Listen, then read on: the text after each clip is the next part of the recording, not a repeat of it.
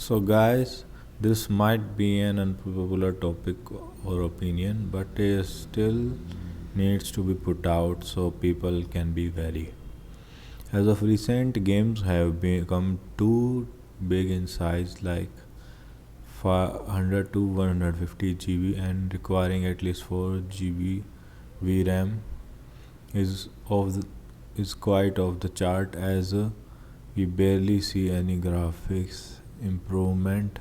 There are many reasons behind it, like the assets that are never used, long or many pages of shoddy codes. But main reason is those high resolution uncompressed textures that might not see a difference at all, even being set at 90% quality instead of 100%. The other day, my brother argued that bitmap is used because it is uncompressed, but I have seen some games use PNG and look as good, if not better. The only reason I think of developer can go this route and affect having more potential customer is tie with hardware companies such as Intel, Nvidia, AMD, so they can sell newer products such as GPU, CPU, RAM, motherboard, etc. This is what Great Depression was all about. We won't go much further in it as it's not our today's topic, but simply in one line, keeping economy well maintained with regular jobs and employment. Biggest proof for me that even 720p textures are good enough is looking at the graphics in PS3 and Xbox 360 emulator, such as RPCS3 or Xenia, with some sort of filtering such as AA and AF. Both make the games look pretty neat.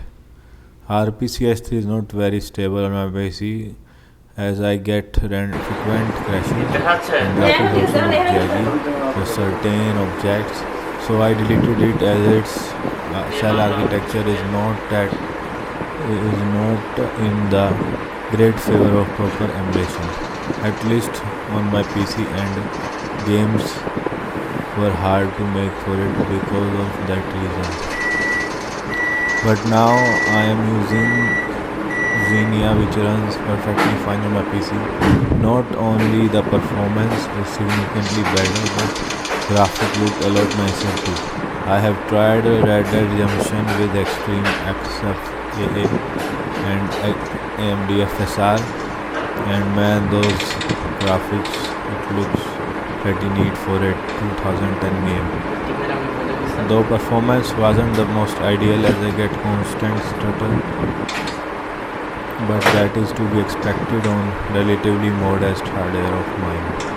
So in conclusion, we can say that it's an industry standard as they can so they can sell newer products every generation in decent amount and make profits. Nothing wrong with it. The pro is more people will get jobs, but con is not everyone can afford expensive hardware, or so gaming, especially on PC, will remain a luxury.